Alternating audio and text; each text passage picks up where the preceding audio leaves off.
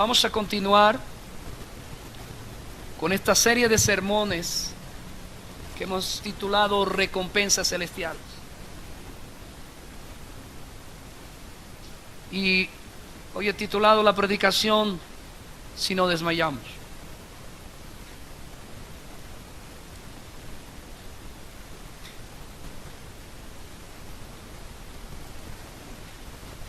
Está basado en Gálatas capítulo 6, versos 7 al 10. Yo quiero que leamos la Biblia allí. Capítulo 6 de Gálatas, versos 7 al 10. ¿El título cuál es? ¿Cuál es el título? Si no desmayamos. Dice la Escritura: no os engañéis, Dios no puede ser burlado, pues todo lo que el hombre sembrare, eso también segará. Porque el que siembra para su carne, de la carne segará corrupción, mas el que siembra para el Espíritu, del Espíritu segará vida eterna. No nos cansemos pues de hacer el bien, porque a su tiempo segaremos si no desmayamos. Así que según tengamos oportunidad, hagamos bien a todos, y mayormente ¿a quiénes? A los de la familia de la fe. Ayer recordaba, tuve la oportunidad, el hermano Julio Benítez, él es el director de MINS para Colombia y está radicado en Medellín. Me envió un email el jueves o el viernes, iba a dictar un seminario sobre guerra espiritual. Me gustaría un día traerlo a la iglesia, entender la guerra con Satanás y sus demonios de una manera apropiadamente bíblica. Pero durante la reunión que fui, particularmente por responder apropiadamente a su invitación, pero además detrás de esto el Espíritu Santo haciendo su tarea de prepararme en cada cosa que hago. En ese mismo momento mi hija Ana Paulina estaba en la clínica, aún está, con una inflamación de su vientre y con un líquido derramado que no pueden detectar si es ruptura de el apéndice o un ovario. Ya le han hecho varios exámenes, ahora mismo está abocada esperando la última palabra del cirujano si la meten a cirugía. Todo eso ocurría igual, quizá hoy un poco más fuerte, pero ayer. Mientras él decía eso, mientras esto ocurría, Julio Benítez decía, y mejor que Julio, la Biblia decía, que una de las tareas de Satanás es impedirnos cumplir el gran propósito al que Dios nos ha llamado. La primera razón de nuestra creación y la razón por qué hemos sido redimidos es para la gloria de Dios. Para la gloria de Dios. Jamás un impío entenderá la gloria de Dios, porque no la disfruta. Así que otra razón implícita es para que nos deleitemos en él. Y decía Julio Benítez que Satanás, su tarea mayor es impedir que glorifiquemos a Dios. Voy a pedir por favor que apaguen sus celulares o los pongan en vibrador, por amor al Señor. Estamos predicando la palabra, no se sienta ofendido, a veces pasa, a mí me pasó una vez con Arocha acá. Pongámoslo en vibrador. Quizá está esperando como yo. Ayer me tuve que parar varias veces en medio de la conferencia porque estaba esperando una respuesta de si operaban o no a mi hija. Así que yo entiendo y creo que todos entendemos, pero bájale el volumen. Gracias, hermano, hermana, y no se sienta mal. Tómelo como una opinión para que usted disfrute la predicación. Así que la tarea de Satanás y la tarea de los enemigos de la iglesia, que no son enemigos de la iglesia sino de Cristo, es sencillamente impedir que nosotros glorifiquemos a Dios. Y como vimos en uno de los sermones sobre las recompensas, el Señor nos dice que amemos a nuestros enemigos. ¿Cuántos lo recuerdan? Para que vuestro Padre sea glorificado en vosotros. Y vimos también la importancia, estoy viendo en la escuela dominical, el ROI, el que me ve, es el nombre en turno que nos correspondió estudiar del Señor, el que me ve. Y hablábamos de lo mismo. Las recompensas vienen de Dios. Y yo ponía un ejemplo sencillo. Supongamos que yo quiero darle a todos los que están aquí sentados un plato de la más suculenta comida, pero otra persona u otras personas les ofrecen aguapanela con calao, pero piensen que yo les voy a dar el más suculento de los suculentos alimentos. Ahora bien, la condición es esta, que solo se lo daré cuando venga, porque voy a ir a la cocina, solo se lo daré a los que no tengan guapanela con calao, que no hayan recibido otra comida. Así que yo me voy hacia allá a la cocina y traigo un montón con mis ayudantes de platos o de cajas de comida, como usted quiera, pero algunos de ustedes recibieron el calao con la guapanela. No es de menospreciar el calao con la guapanela, pero en comparación es nada. Bueno, cuando Dios dice que nos cuidemos de hacer nuestras buenas obras a escondidas, no está diciendo que nos metamos entre la alcantarilla para hacer las cosas, porque sería imposible hacer muchas cosas. Tenemos que hacer muchas cosas a la vista de los demás. Pero lo que está diciendo es que nuestro corazón no busque el aplauso del hombre, ni la gloria del hombre, ni el reconocimiento del hombre, porque esto es comparable, la ilustración que os doy es comparable a la guapanela con calao. Cuando yo entro con mi comida suculenta, a los que ya han recibido esto les digo, ya tienes lo tuyo, yo no te voy a dar nada, porque la condición era que no recibieras de nadie, sino solo de ¿quién? De mí. Así que muchas de las bendiciones o de las recompensas no llegan, porque cuando el Señor viene, haya que tu mesa está llena de aplausos humanos, de palmaditas en la espalda, y ya tienes la recompensa de los hombres. Dios quiere darnos recompensa, pero esas recompensas están, permítame el término, reservadas para los que las buscan, que no procuran la gloria de los hombres, sino la gloria del Señor. Y dije que nuestros enemigos, el mundo, Satanás y el pecado remanente, se oponen para que estos eternos propósitos no se cumplan. Los tres que he mencionado, Satanás, el pecado remanente y el mundo, tienen un común denominador: maldad. Porque ¿qué es lo que nos dice Gálatas? No nos cansemos de ¿qué? Por favor, dígamelo fuerte. ¿No nos cansemos de qué? Pero Satanás, el mundo y el pecado, son el común denominador. ¿Cuál es? El mal, la maldad. Así que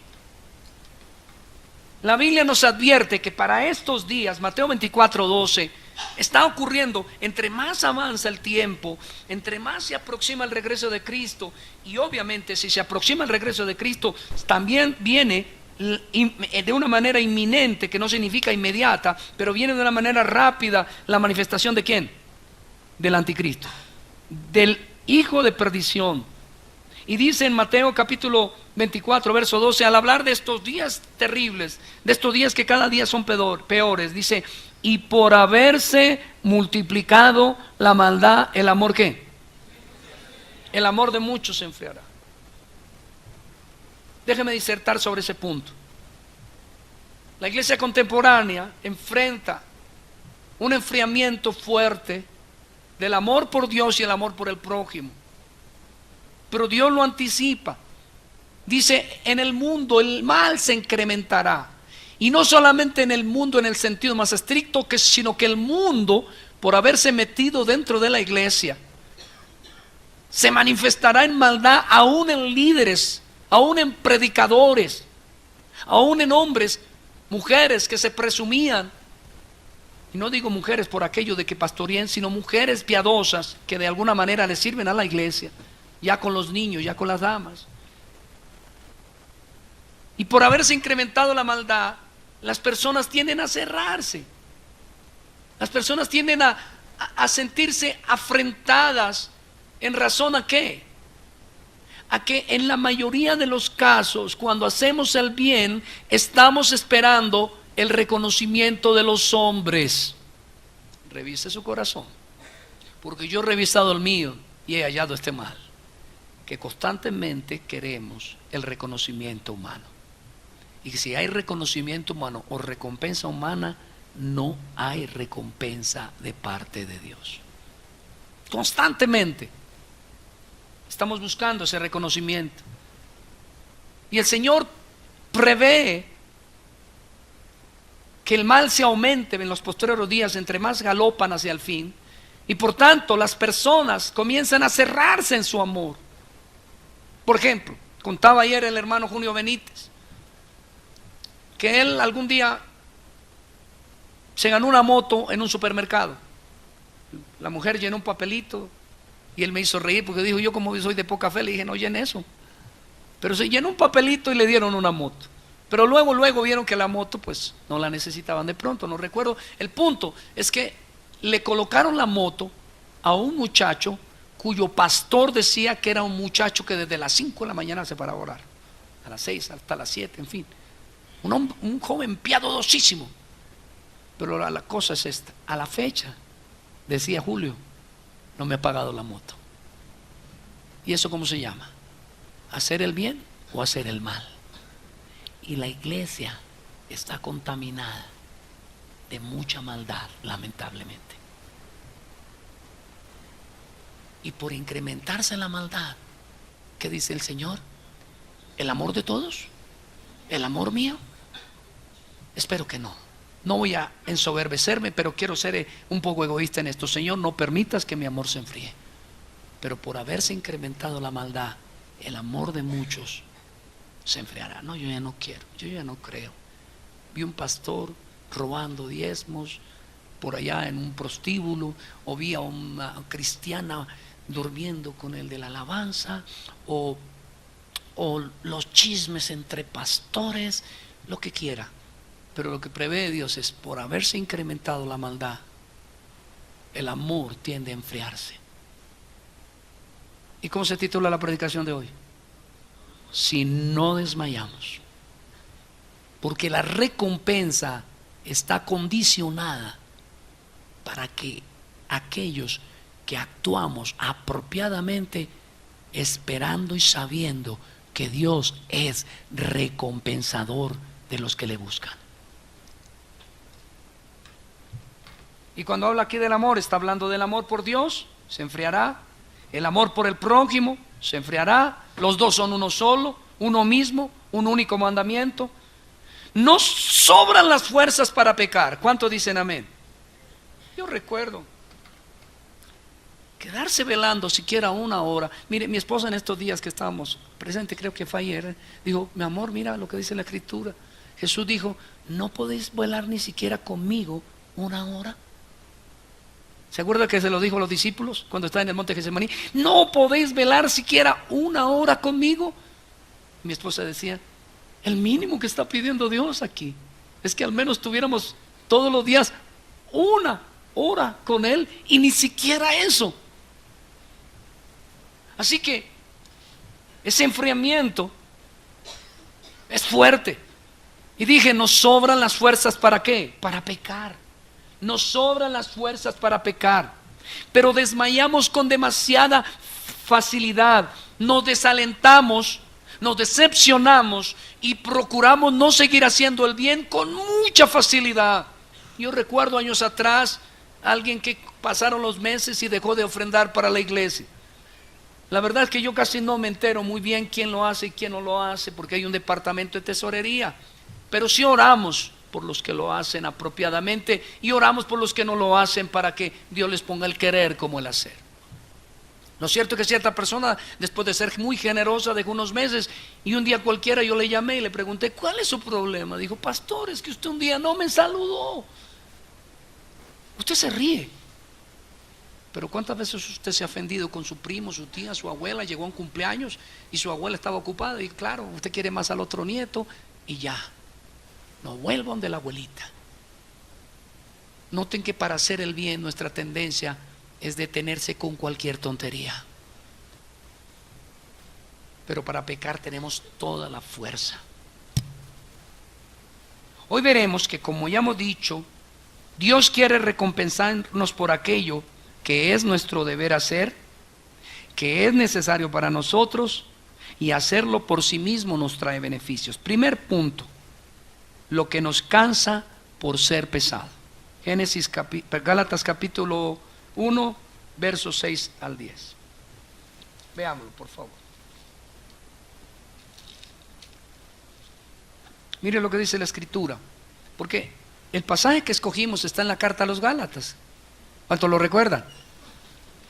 Y tenemos que mirar un poco por qué concluyó esto el apóstol Pablo al escribirle a los Gálatas.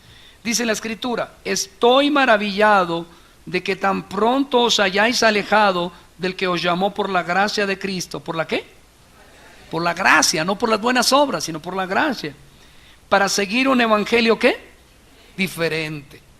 No que haya otro evangelio, no que haya otro, corrijo, sino que hay algunos que os perturban y quieren pervertir el evangelio de Cristo. Mas si aún nosotros o un ángel del cielo os anunciare otro evangelio diferente del que os hemos anunciado, sea ¿qué? Anatema o maldito. Como antes hemos dicho, también ahora lo repito: si alguno os predica diferente evangelio del que habéis recibido, sea maldito. Pues busco ahora el favor de los hombres o el de Dios, o trato de agradar a los hombres, pues si todavía agradara a los hombres, no sería ¿qué? Permítame tocar ese punto.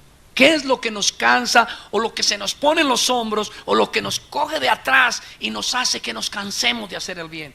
Y yo encuentro, al menos en esta porción, por lo menos, encuentro dos cosas. La primera, un evangelio diferente.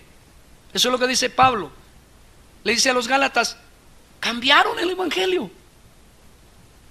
Ya no predican el evangelio de la gracia. ¿Qué es la gracia? ¿Cómo empezamos hoy la reunión? Todos pecamos. Pero ¿qué nos dice la Escritura? Los que creemos en Cristo y que estamos seguros de que su justicia y su obediencia y su perfección nos ha sido imputada. ¿Qué nos dice? Acercaos pues confiadamente al trono de la gracia del oportuno socorro. Pero lo que estaba pasando a los Gálatas es que algunos judíos les estaban cambiando el evangelio de la gracia por el evangelio de las buenas acciones, por el evangelio de las liturgias, por el evangelio de la religiosidad externa. En mi país, Colombia, conozco comunidades donde el congreso de una denominación, cuando digo congreso, se reunieron los principales de una denominación gigante en Colombia que abarca a lo largo y ancho del país, aún en las zonas rurales. Tiene miles y miles de miembros y tiene cientos de comunidades a lo largo y ancho del país.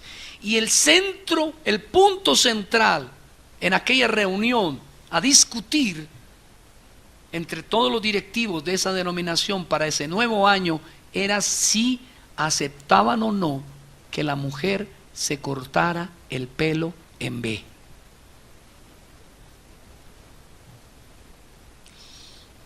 ¿Y qué castigo le impondrían a las mujeres que tomaran Santa Cena con las uñas pintadas? Ahora permítame decirle algo. El punto es que esas personas que son miembros de esa iglesia creen que ese es el evangelio y ponen cargas pesadas sobre ellas. O por ejemplo, lo que yo viví hace unos 18 años, caminé con un ministerio de la superprosperidad y me prometía riqueza en abundancia y repetía, y sus sermones estaban centrados ahí. Pero entre más pasaban los meses y los años, más dificultad económica tuve, y eso no mejoró porque usted es miembro de mi comunidad. Así que durante un periodo de mi vida en la fe me sentí un hombre profundamente decepcionado. Yo dije: no vale la pena seguir ofrendando, diezmando, porque me habían cambiado el evangelio. Cuando andamos demasiado cansados en nuestra fe y en el hacer el bien por esa fe, es muy probable que nos hayan dado otro evangelio y estemos viviendo un evangelio diferente, porque eso es lo que le dice Pablo a los Gálatas. ¿De cuándo esta parte? El evangelio es otro. ¿De cuándo esta parte? El evangelio no reza que Cristo murió por pecadores, de los cuales yo soy el peor, Esa es la realidad del Evangelio. Es el Evangelio de la gracia. Es el Evangelio en el cual, si bien Dios no nos da esa gracia y esa libertad para pecar, sí tenemos que reconocer que aún somos pecadores, que no entendemos cómo es que Cristo nos imputó su perfección y su justicia y podemos acercarnos a un Dios 3 veces santo. Pero esa es la realidad del Evangelio. Muchas personas llevan un Evangelio diferente, no el de la gracia. La segunda cosa que veo que nos cansa por ser pesado es lo que dice el apóstol Pablo en la última parte, en el último versículo de esta porción. Miren lo que dice en el verso 10. Pues busco ahora el favor de los hombres o el de Dios. Yo tengo una pregunta. ¿De quién busca usted el favor? No escucho. ¿Sí? Porque lo que nos dice la Escritura es: no nos cansemos de hacer ¿qué? Pero ¿por qué nos cansamos? Y estoy diciendo que una de las razones es que nos cambiaron el evangelio por evangelio de carga, de presiones, de obras muertas, de cosas que no funcionan, de liturgias que Cristo nunca impuso a la iglesia. Y eso cansa y desestimula, porque nos da la impresión que el reino no lo estamos ganando a punta de sudor humano. Pero la segunda cosa que carga y cansa y que nos desestimula hacer el bien es porque en el común denominador buscamos el aplauso de las personas. Nos encanta que las personas vean en nosotros las cosas buenas. Y Pablo dice: ¿busco yo el favor de los hombres o el favor de Dios? Porque cuando buscamos el favor de los hombres, generalmente salimos defraudados. Voy a empezar a mencionar algunos temas, y el que se sienta aludido, póngase de pie. Ese es un favor que le pido. El que alguna vez lo haya defraudado un hijo, yo estoy de pie. Póngase de pie. El que alguna vez lo haya defraudado, quédense de pie. El que alguna vez lo haya defraudado el papá o la mamá, yo estoy de pie.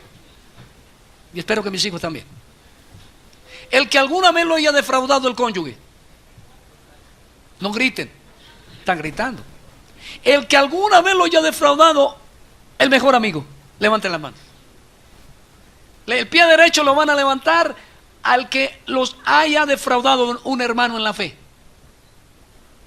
Dios mío. Y el otro pie, sin bajar el otro, lo van a levantar si algún pastor, incluyéndome a mí, alguna vez los ha defraudado. No se caigan, siéntense por favor, levante un aplauso a Jesús.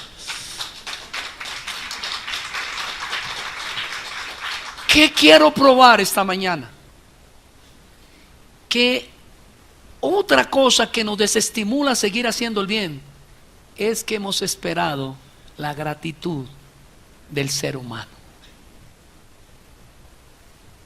En cierta ocasión, voy a parafrasearlo, Charles Spurgeon, yo no recuerdo si en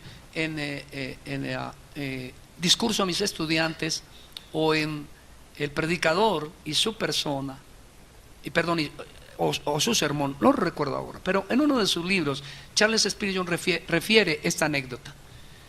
Él cuenta que en una iglesia había una señora que vendía chaquetas y la daba al fiado.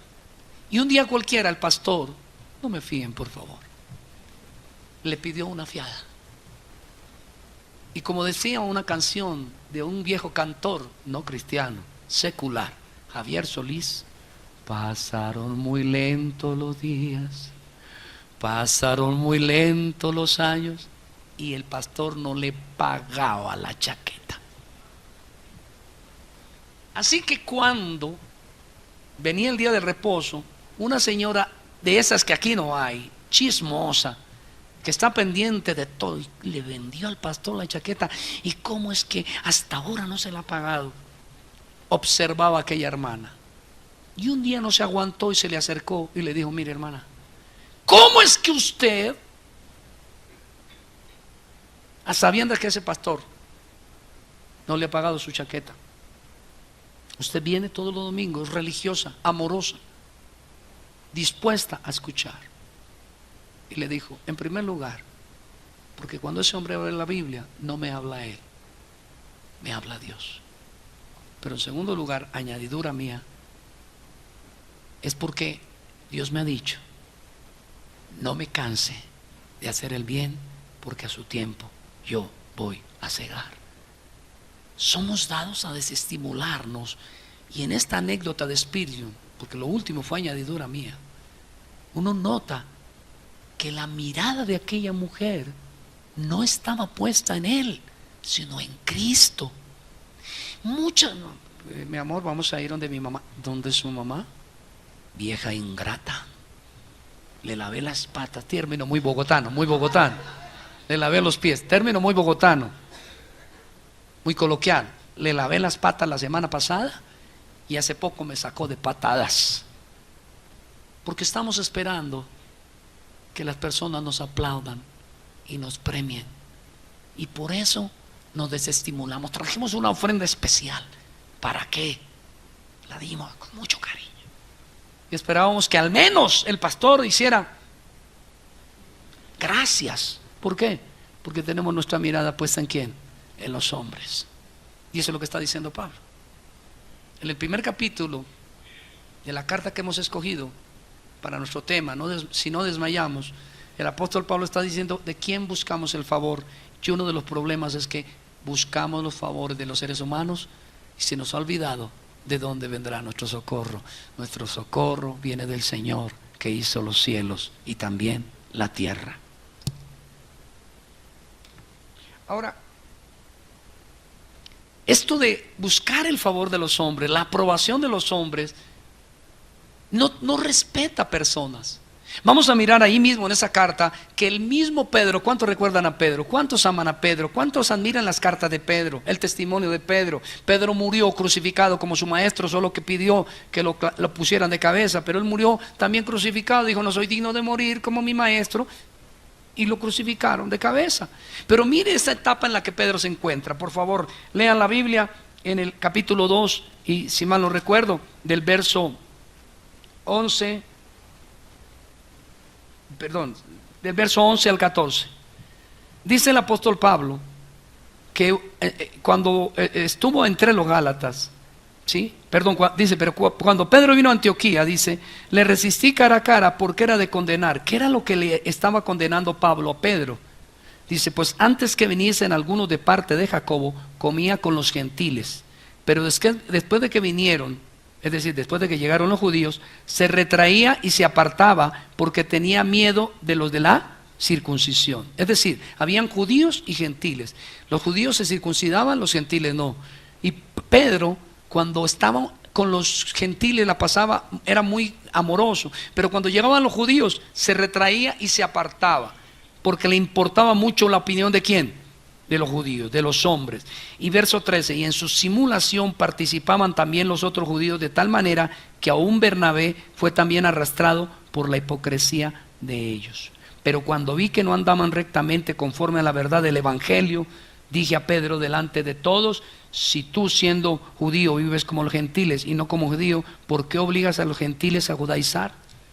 A donde le quiero llevar es que aún Pedro se encuentra enredado en un momento de su vida entre agradar a quién, entre buscar recompensa de quién y agradar a los hombres. Y he dicho que es fácil desestimularse cuando miro al hombre. Pónganse de pie los que algunas veces en su vida, yo, el pastor Manuel Obdulio Sendales Sanabria, cédula 19-409-879 de Bogotá City, les ofendió. Pónganse de pie, por favor. Gracias, gracias, gracias, gracias. Yo sé que hay otros que son tan amorosos que dicen, ¿para qué me paro? Porque están aquí. Cuando ponemos una mirada en las personas y las personas nos fallan, no queremos seguir haciendo el bien. Mi esposa se ríe a veces de mí y se ríe porque yo aprendí esta lección hace bastantes años. En esta iglesia, creo que en todas las iglesias que se respeten ser bíblicas, suele suceder que a las personas que más amor se les da, se les cuida más.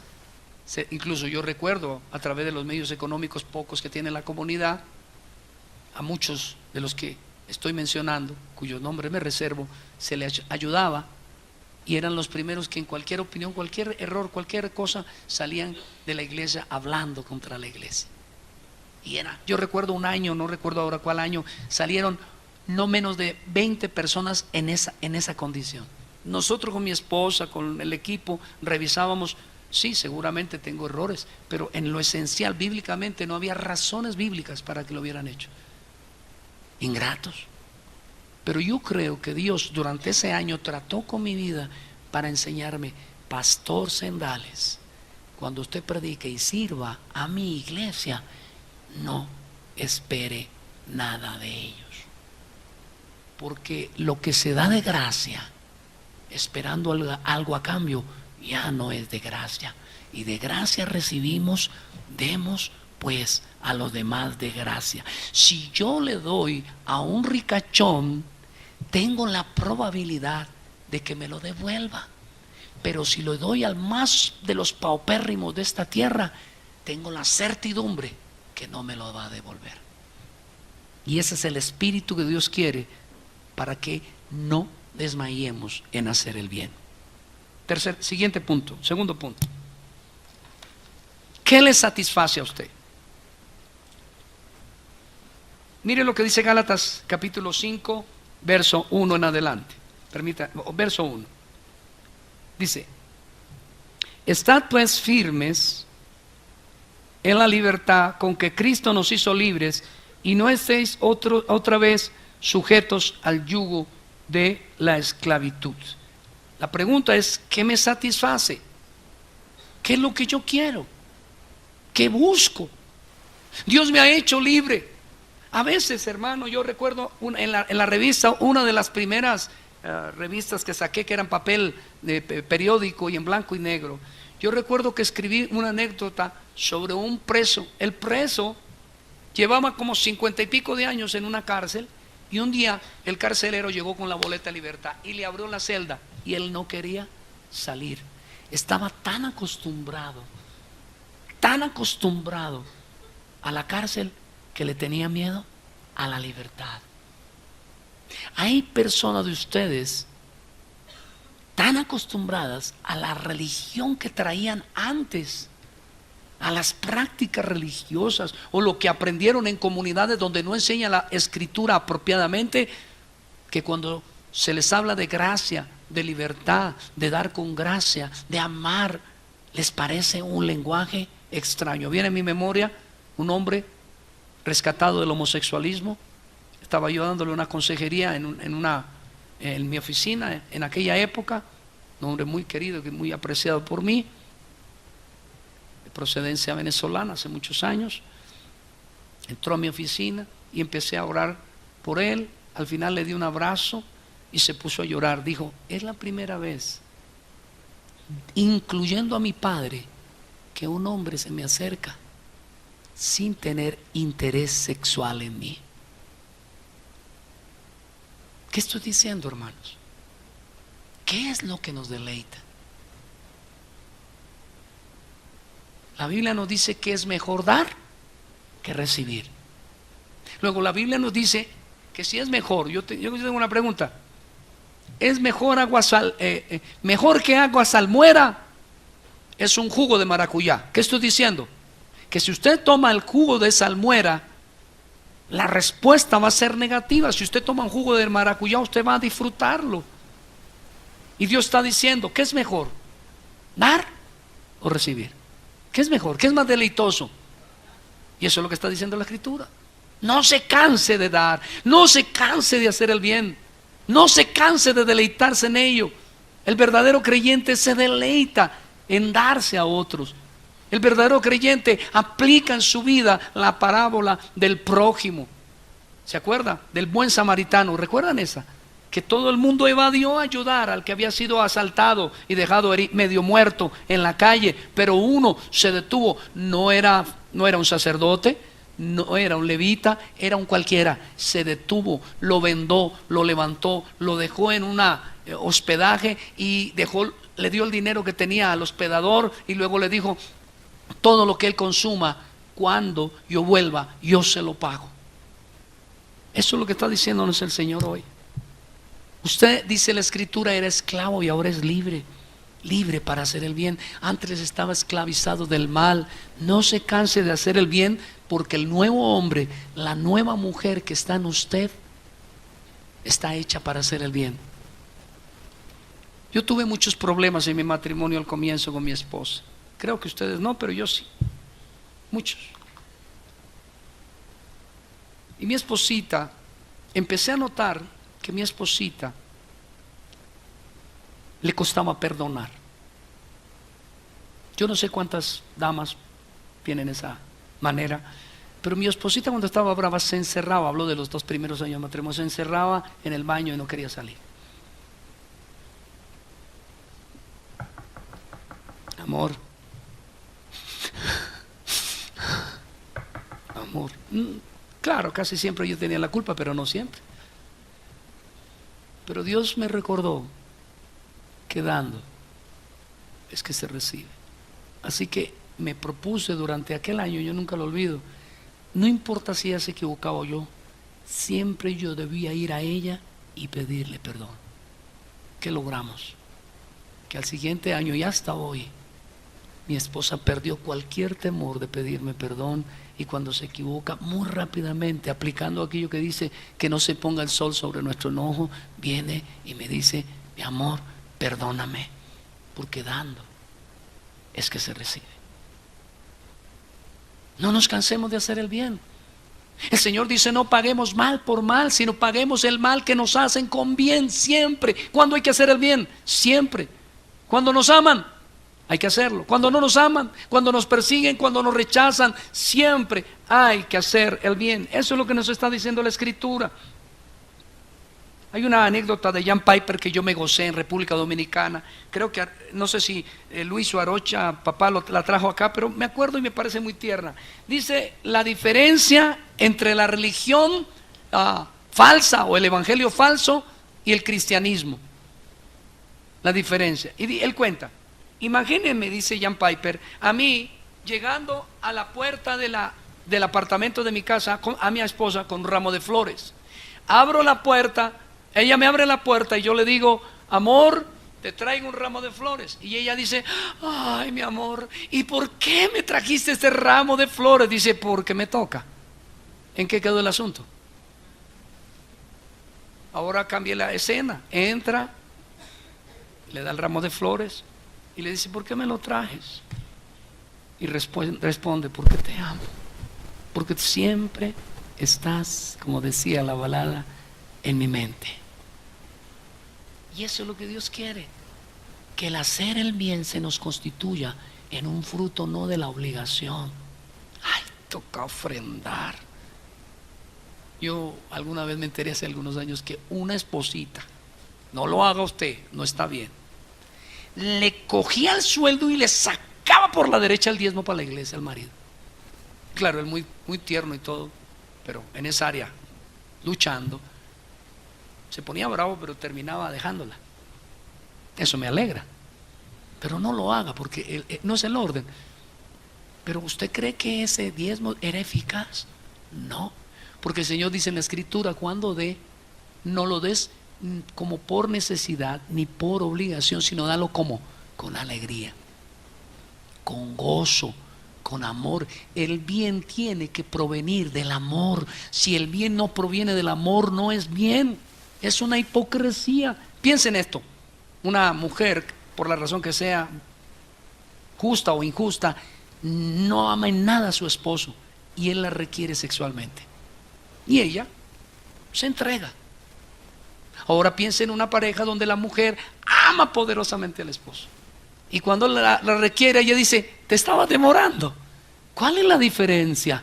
Es una diferencia abismal. En la una hay una obligación, pero en la otra está el profundo amor de la esposa para con el esposo. Y Dios nos dice por medio de esta enseñanza que no nos cansaremos de hacer el bien si el bien que producimos no proviene de buscar el aplauso y la vanagloria del mundo, sino que si el bien que producimos proviene de un verdadero amor por Dios, por el prójimo y por su iglesia.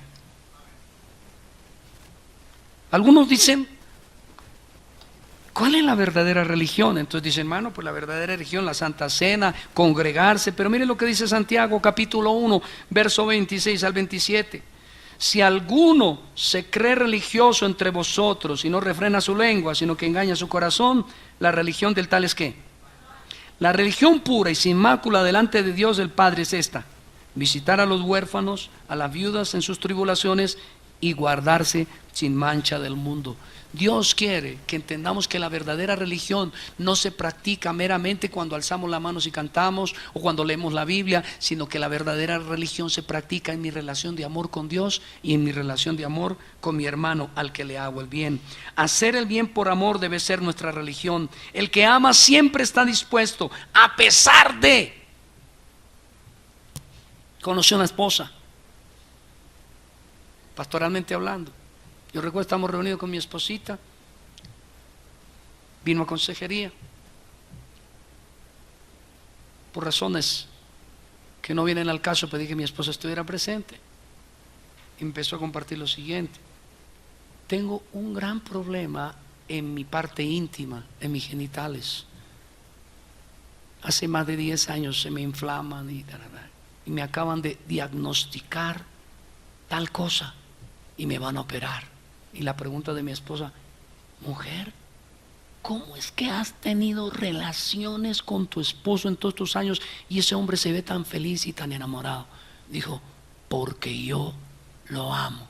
Noten que el verdadero amor por hacer el bien llega incluso hasta el sacrificio. ¿Cómo se titula la predicación? Si no desmayamos. Tercer punto: no nos cansemos de hacer el bien, a pesar de la oposición, a pesar de la maldad, la ingratitud humana, los pecados de los creyentes. No se canse de hacer lo bueno, es por amor y no por obligación. Gálatas capítulo 6, verso 1 al 10. Leamos esa porción de nuevo. Dice la escritura allí: hermanos, si alguno fuera sorprendido en alguna falta, vosotros que sois espirituales, restaurarle con espíritu de mansedumbre, considerándote a ti mismo, no sea que tú también seas ¿qué? Tentado. Sobrellevad los unos las cargas de los otros y cumplid así la ley de Cristo. Porque el que se cree ser algo, no siendo nada, a sí mismo se engaña. Así que cada uno someta a prueba su propia obra, y entonces tendrá motivo de gloriarse solo respecto de sí mismo y no en otro. Porque cada uno llevará su propia carga. El que es enseñado en la palabra, haga partícipe de toda cosa buena al que lo instruye. No os engañéis, Dios no puede ser burlado, pues todo lo que el hombre sembrare, eso también segará. Porque el que siembra para su carne, de la carne segará corrupción, mas el que siembra para el espíritu, del espíritu segará vida eterna. No nos cansemos pues de hacer el bien, porque a su tiempo segaremos si no desmayamos. Así que según tengamos oportunidad, hagamos bien a todos y mayormente a los de la familia de la fe. No nos cansemos de hacer el bien. La pregunta es: ¿a quiénes debemos hacerles el bien? ¿Qué dice la escritura? ¿A quiénes debemos hacerle el bien? Léalo completo. Muy bien, Diego, léalo completo. Dice: a todos, al vecino, al borracho, al que está abajo. Recuerden que yo tengo una tienda ahí debajo que no me deja dormir. Y Dios en las noches, mi conciencia me bombardea. Dice: hágale el bien. Pero si no me deja dormir, pero hágale el bien. ¿A quién hay que hacerle el bien? Al vecino. A la competencia. No, que hermano, que se me acabó aquí tal producto, préstemelo de su almacén. Pero si este es el que me ha tumbado varias veces y es el que me hace la competencia. Pero ¿qué dice la palabra? Mercedes, hazle el bien. Necesita mi celular, lléveselo, trabaje con él hoy. Yo sé que usted no tiene, no me importa. Me ha hecho daño, lo que quiera, pero vaya y hágalo. Porque Dios dice: hágale el bien a quienes. Pero luego añade algo importante, mayor. La palabra en griego connota, en mi opinión, no solamente mayor en el sentido de preferencia, sino prioridad. Primero, ¿quién? Los de la familia, los hermanos en la fe, la iglesia. Y luego dice, en verso 1 al 5, ¿qué dice la escritura? Léalo allí en la escritura y verá que está dirigido a los hermanos en general, a los primeros que hay que hacerle el bien, porque el tema que estamos viendo está en el contexto de la iglesia. Dice: hágale el bien primero a ¿quiénes? A los hermanos. Hágale primero el bien a los hermanos. Cuando piense en alguna buena acción, piense primero en quién, en los creyentes, en los cristianos. porque eso es lo que dice la Escritura. Pero no deje de hacer el bien mientras le sea posible a todo el que tenga a su alcance.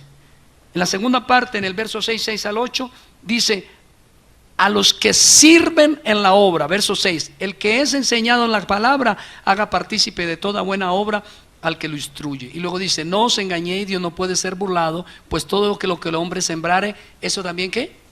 Y sorprendentemente me encontré que esa misma porción la utiliza Pablo en Corintios. Miremos lo que dice en 2 de Corintios capítulo 9, versos 5 al 7. Dice: por tanto tuve por necesario exhortar ¿a quién? Que fuesen primero a vosotros y preparasen primero vuestra antes prometida, para que esté lista ¿con qué? ¿Como de qué? Y no como de qué. Yo a veces me pregunto, ¿por qué en muchas iglesias los pastores, y conociendo que son pastores, buenos pastores, insisten tanto en el diezmo y la ofrenda? Yo creo que este pasaje habla. Pablo está diciendo que hemos de preparar con anticipación lo que hemos de dar para la obra de Dios, para que no se convierta como de exigencia. Yo pienso que hay iglesias de buena doctrina donde el pobre pastor o sus pastores tienen tantas luchas económicas que se lo tienen que repetir una y otra vez, lo cual no es bueno, porque el apóstol Pablo dice que cuando demos venga de nuestra generosidad y no de una exigencia. Volvemos al mismo tema, tiene que nacer del amor. Pónganse de pie, o levanten la mano mejor, porque si no terminan sin rodillas. Pero levanten la mano los que conocen casos de hijos que, teniendo mamitas con necesidad, ellos ya viven en otro lado, no les dan un peso para sus necesidades. Levanten la mano que conocen. Ahora levanten la mano los que conocen personas con mucha necesidad, pero que nunca olvidan de ayudar a su padre y a su madre. Levanten la mano. ¿Cuál es la diferencia? El amor. El amor. Porque el hacer el bien debe provenir ¿de dónde? Del amor. Por eso la palabra de Dios dice: este es el mandamiento, que améis a Dios y que améis al prójimo. Y Juan insiste que nos amemos unos a otros como Cristo nos ama y como la Trinidad se ama internamente. Mire lo que dice entonces el cuarto punto: segaremos con seguridad. Porque ¿cuál es el punto? Las recompensas. Y hemos dicho hasta la saciedad en estos sermones que Dios quiere recompensarnos y que nos invita a que busquemos las recompensas, y nosotros aceptamos con beneplácito porque nos agrada ser premiados de parte de Dios. Mire lo que dice la Escritura en los versos 5 al 7. Por tanto, del 8 al 9 dice la palabra: porque el que siembra para su carne, de la carne segará corrupción, mas el que siembra para el Espíritu, del Espíritu segará ¿qué? Vida eterna. No nos cansemos pues de hacer el bien, porque a su tiempo segaremos, sino que ¿para quién quiere usted sembrar? ¿Para quién quiere sembrar? Porque dice que el que siembra ¿para qué? ¿Para la carne o para el Espíritu? ¿Para cuál quiere sembrar usted? Porque somos dados, repito, a mirar las cosas temporales, las cosas terrenales, las cosas que perecen, las cosas que, mire, que no tienen realmente ningún valor. Y Dios está diciendo: ustedes tienen que aprender a andar según el Espíritu, a caminar en el Espíritu y a sembrar en el Espíritu. ¿Qué significa sembrar en el Espíritu? Que yo doy todo lo que sea a alguien y yo no espero nada sino de Dios. Yo sé que Dios me ha visto, yo sé que Dios conoce mis acciones. Mire, hay un salmo que usted debería guardar en su corazón, Salmo 20. Dice que Dios te escuche en el día del conflicto y haga memoria de todas tus ofrendas. Quiere decir, el salmista dice: yo sé que Dios estaba viendo todo lo que has hecho durante este periodo. Mira, ahora mismo estaba orando por Ana Paulina. Señor, haz memoria que yo soy tu siervo. Sí, siervo inútil muchas veces, pero yo he intentado hacer tu obra. Haz diferencia entre porque en Malaquías dice eso: haré diferencia entre los que me sirven y los que no me sirven. Y yo le decía, orando por mi hija: haz diferencia, Señor, por amor de tu nombre, por amor de tu siervo, por amor de tu escogido que trabaja para ti. Él es mi único patrón, en Él espero. Y eso es lo que está diciendo Dios, que nosotros debemos aprender a dar esperando solamente en Dios. Y luego, ¿qué dice la Escritura? No nos cansemos de ¿qué? Dice, no nos cansemos pues de hacer el bien, porque a su tiempo segaremos ¿y qué? Porque a su tiempo ¿qué? Incluso habla de la calidad del bien. Dice, el que siembra escasamente. Y ojo, no estoy hablando meramente de dinero, creo que no ha sido el punto central de este tema. El bien se puede hacer de muchas maneras. Le hacemos el bien cuando a alguien le regalamos tiempo y le escuchamos. ¿Cuántas veces una persona lo único que requiere es que yo le escuche? Y cuando se para, le da un abrazo a uno, le dice, gracias amigo o hermano o vecino, porque me escuchó, necesitaba que alguien me escuchara. Eso es todo lo que quería. Y yo debo hacerle el bien. ¿Cuántas veces todo lo que quiere es un vaso con agua? Esta mañana me sentí contristado porque llegué, salí, vine y trajo a mi hijo, estaba lloviendo y me devolví a recoger a los otros chicos y había un ñero. Ustedes ya saben lo que es un ñero. Es un hombre que vive en la calle, adicto a las drogas. Estaba lloviendo. ¿Y sabe qué me dijo? Regáleme un tinto. Yo venía con la carga de Ana Paulín en mi mente. Hermanos, tengo a mi hija en el hospital. Me subí. Cuando subí, reaccioné y puse una olla a calentar y me asomé. Cuando me asomé, ya no estaba. Yo le había podido decir, espérate ahí abajo, yo voy caliento un poquito porque estaba lavado. ¿Entiende lo que le estoy diciendo? Dios quiere que sembremos, que demos de una manera que no nos puedan devolver. El punto es que casi siempre queremos a los que nos quieren y damos a lo que nos dan. Mire, ahorita el 15 de noviembre es mi cumpleaños. No es cuña. No es necesario hacer cuña. Después de 15 años alardeando de esa fecha, la gente más bien me recuerda, este año ha estado como calmado, pastor. Pero no es verdad que a veces nuestro egoísta corazón dice, Gloria me dio, Marta no me dio. John me dio, Guillermo no me dio. Juan Carlos, menos. Fiscal, en cambio, tampoco. Y cuando llega el cumpleaños, ¡ay! Víctor Hugo me mandó un perfume. Mi amor, no, Víctor Hugo lo tengo de primero porque fue el perfume más caro. ¿No es cierto que tendemos a hacer eso? Pero ¿qué nos está diciendo Dios? Demos, hagamos el bien, esperando no recibir. Es más, procurando no recibir. Porque si recibimos de los hombres, hemos perdido la recompensa de parte de Dios.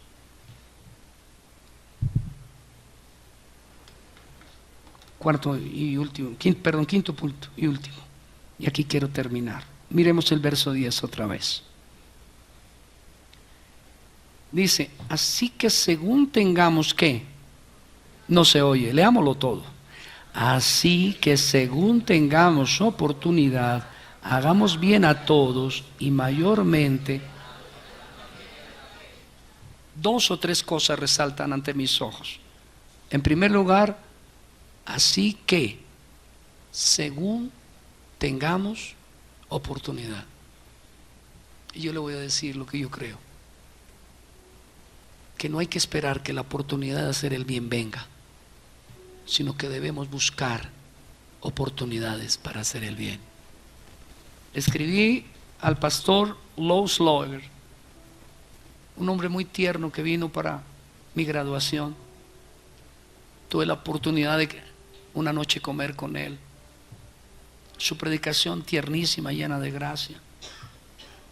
Y le escribí algunas cosas, entre otras, que deseaba que viniera a predicar un día aquí a Colombia y hacer un seminario con él y ojalá con el pastor Arocha, que su ministerio es muy tierno, muy especial, muy gracioso. Cuando digo gracioso, lleno de la gracia de Cristo. Estoy hablando de eso. No de divertido, aunque también lo es. Muy alegre. Y se tomó, estando tan ocupado, el tiempo de responderme. Y aparte que me habló con mucha ternura, me dijo, ore por mí, porque el lunes viajo a Haití. Está trabajando en Haití.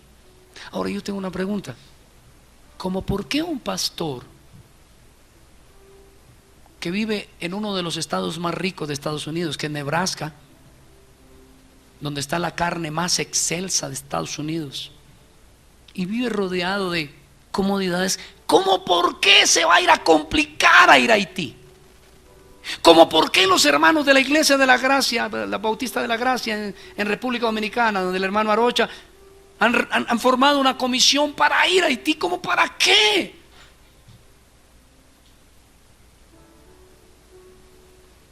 Para corroborar que este texto, si bien dice que hagamos el bien según tengamos oportunidad, en un sentido nos está diciendo es: busquen la oportunidad de hacerle el bien a otros. No se acuesten ningún día sin haberle hecho el bien a alguien. De alguna manera le dio la mano, la subió al bus, le sirvió un vaso con agua a aquel, le dio un abrazo al hermano, llamó al que estaba enfermo, animó al que estaba desanimado. Quizá criticó amorosamente el sermón de su predicador para edificarlo, pero no deje que el día, las horas, los meses y los años pasen sin que usted haga el bien, porque la palabra de Dios dice que Dios nos escogió en Él para buenas obras que Él hizo de antemano para que anduviésemos en ellas. Nosotros somos hacedores de bien. Nadie como nosotros está capacitado para hacer el bien a muchas personas, pero nos hemos vuelto egocéntricos, egoístas. Mire, Venezuela, la guerra, la violencia, terremotos, la guerrilla, la pantorrilla y el peroné. Y eso hace que ya no vale la pena predicar, ya no vale la pena, ya no vale la pena ayudar a nadie. Eso no es lo que el Espíritu quiere. Nuestro deber es ir a buscar oportunidades para hacer el bien, porque a su tiempo, ¿qué dice ahí? Si no desmayamos, y tengo el temor que muchos de los que estamos aquí desmayamos. Los veo uno empezar con entusiasmo a ayudar en la iglesia, por dar un ejemplo, o en una obra social o lo que sea, y animados, y a la primera mirada rara, o no me saludaron, o llegó tarde el predicador, o cualquier cosa, lo cual es pecado, pero cualquier cosa, inmediatamente dicen: no, yo ya no sigo en eso. ¿Cuántas veces en las relaciones conyugales usted se inhibe y va a la puerta y llevamos un mes sin tener relaciones? Sé que nos amamos, pero estamos enojados, y va a golpearle ya a la puerta, y ella sale y voltea el pelo y dice: no le vuelvo a hablar otro mes. No es así. Dios nos llamó para ser instrumentos de bien. Me estaba preguntando ayer en el seminario con Julio Benítez, ¿por qué mientras yo estaba allí, mi hija estaba allá en la agonía? Porque espero que no esté agonizando, pero sí está en la agonía. El dolor hasta hace hora y media no pasaba y se empeoraba. ¿Por qué me atribula, Señor? Nunca se ha preguntado eso. Y le voy a decir, la respuesta es esta: para que haga el bien. ¿Cómo? Sí, porque eso dice el apóstol: bendito Dios y Padre de nuestro Señor Jesucristo, que nos consuela en todas nuestras tribulaciones, para que siendo tribulados recibamos consolación, y una vez consolados seamos consuelo para otros. Esto es locura. Dios quiere que yo me duela de Ana Paulina y me duela de muchos, para que una vez Él me consuela, yo tenga la capacidad de abrazarlos a ustedes y a otros y decirle: yo sé lo que sientes, yo sé lo que te duele, porque hace algún tiempo yo lo viví, mas yo te digo, Cristo me consoló, y en su nombre hoy te consuelo, hoy te animo. Yo sé lo que es tu dolor, porque Cristo mismo se hizo hombre para experimentar en sí mismo el dolor. Y no que no supiera que es el dolor, porque Él todo lo sabe como Dios, pero como hombre lo experimentó para consolarnos y compadecerse de nosotros. Él sabe lo que sentimos. Así que si usted está pasando tribulación, tampoco es disculpa para no hacer el bien. Si usted está viviendo momentos difíciles, alabe a Cristo y diga: aleluya, ahora sé que este dolor va a ser beneficioso para otros. Ahora sé que mi tribulación y mi angustia se va a convertir en una bomba de bendición, de paz y de gozo para otros que sufren. No hay disculpa de no hacer el bien. No hay disculpa de cansarnos Escúcheme este cuadro. ¿Habría alguien más agotado moral? Y cuando digo moral no hablo de la ética, hablo más bien de desestímulo en su ánimo. Aclaro. ¿Habrá alguien más desestimulado, herido, blasfemado, menospreciado y enfermo de muerte que Cristo en la cruz? Difícilmente.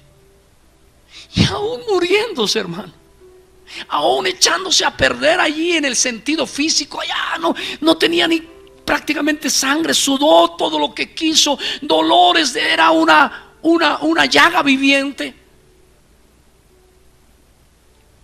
Y un malvado le dice: Señor, acuérdate de mí cuando estés en tu reino. ¿Y qué le contestó? Espérate, que estoy sufriendo. ¿Tú no te das cuenta que a mí me están dando duro, que yo soy el Mesías y que mire cómo paso dificultad? No, sino que a pesar de su dolor, habiendo venido para amar y para hacer el bien, como usted y yo debemos hacerlo, le dijo, no sin dolor y quizá con una voz quebrada por la angustia y el maltrato: hoy mismo te hago el bien. Ahora mismo te hago el bien. Hoy mismo estarás conmigo en el paraíso. Esto quiere decir, hermano, que aún en el lecho de muerte los verdaderos cristianos le podemos hacer el bien a otro. Yo nunca olvido, hace aproximadamente 19 años, hay un señor que se llama Félix, aquí a la izquierda, dueño de una fábrica. Es dominicano, a veces ha venido acá. Yo soy el papito espiritual de él. Está en la iglesia, creo que de Héctor Pardo, el tabernáculo, si mal no estoy. Pero él tenía, su esposa tenía una hermana, y la hermana, un esposo que se enfermó de cáncer. Yo nunca olvido. Yo le hablé del evangelio a ese canceroso, pero a los pocos días estaba de muerte. Y cuando yo entré a la fundación, creo que es la de Carlos Pinzón, no me acuerdo cómo se llama, aquí en la autopista, a su cámara donde lo tenían, era ya un cadáver y estaba moribundo. Empecé a hablarle del Señor y pidió un papelito. ¿Y sabe qué dijo este moribundo en un papelito? No se preocupe de mí, yo ya soy salvo. Háblele a mi esposa y a mis hijos, muriendo, y no se olvidó de hacer el bien. Esa es nuestra naturaleza. Hijo, hija, hermano, esposa, padre, no procure el bien para usted. Usted fue construido en el poder de la cruz de Cristo para hacer el bien de otros, aunque a usted lo maltraten, lo vituperen, lo lapiden y lo menosprecien. Nacemos y aún en nuestra muerte estamos hechos para hacer el bien. Nunca olvido que en un pasaje de la Biblia dice que aún después de muerto el profeta Elías, se acercaban las personas a la tumba y pasaban cosas gloriosas. Ahora, por favor, no se acerquen a mi tumba después de que yo me muera. Eso era Elías.